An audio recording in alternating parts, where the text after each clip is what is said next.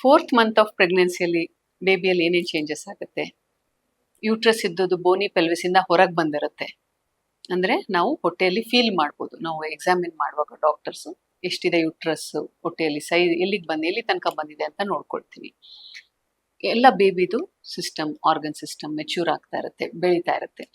Plum size ಇದ್ದಂಥದ್ದು 7 inches ತನಕ ಬೆಳೆಯುತ್ತೆ 3rd ಮಂತಿಂದ 4th ಮಂತ್ ಅಷ್ಟೊಳಗೆ. ಸೊ ಲೆಸ್ ದೆನ್ 50 ಗ್ರಾಮ್ ಇದ್ದದ್ದು 150 ಗ್ರಾಮ್ ತನಕ ಆಗುತ್ತೆ. ಸ್ಕೆಲಿಟಲ್ ಸಿಸ್ಟಮ್ ಎಲ್ಲ ಇನ್ನು ಬೆಳೀತಾ ಇರುತ್ತೆ, ಗಟ್ಟಿ ಆಗ್ತಾ ಇರುತ್ತೆ. ಸೊ ಎಲ್ಲ ಹೋಲ್ ಬೇಬಿ ಫಾರ್ಮ್ ಆಗಿರೋದ್ರಿಂದ ನೆಕ್ಸ್ಟ್ ಮಿಕ್ಕಿರೋದು ಇಟ್ ಇಸ್ ಫರ್ದರ್ ಡೆವಲಪ್ಮೆಂಟ್ ಮತ್ತೆ maturation. So height, weight, length ಎಲ್ಲಾನು ದೊಡ್ಡದಾಗ್ತಾ ಇರುತ್ತೆ. ಹಾರ್ಟ್ ಬೀಟ್ ನಿಮಗೆ ಡಾಕ್ಟರ್ ಚೆಕ್ ಮಾಡುವಾಗ, ಸ್ಕ್ಯಾನ್ ಮಾಡುವಾಗ ನಿಮಗೆ ಚೆನ್ನಾಗಿ ಕೇಳಿಸುತ್ತೆ. ನಾವು ಎಕ್ಸಾಮಿನ್ ಮಾಡುವಾಗಲೂ ನಮ್ಮ ಒ ಪಿ ಡಿಯಲ್ಲಿ ಕೂಡ ಹ್ಯಾಂಡ್ ಡಾಪ್ಲರ್ ಅಲ್ಲಿ ಚೆಕ್ ಮಾಡಿದ್ರು ಕೂಡ ಹಾರ್ಟ್ ಬೀಟ್ ಕೇಳಿಸುತ್ತೆ. ಸೊ ನಿಮ್ಗೆ ಅದೊಂಥರ ಸ್ಪೆಷಲ್ ಎಕ್ಸ್ಪೀರಿಯನ್ಸ್ ಆಗುತ್ತೆ ಮಗುದು ಹಾರ್ಟ್ ಬೀಟ್ ಕೇಳಿಸ್ಕೊಳ್ತಾ ಇರುವಂಥದ್ದು.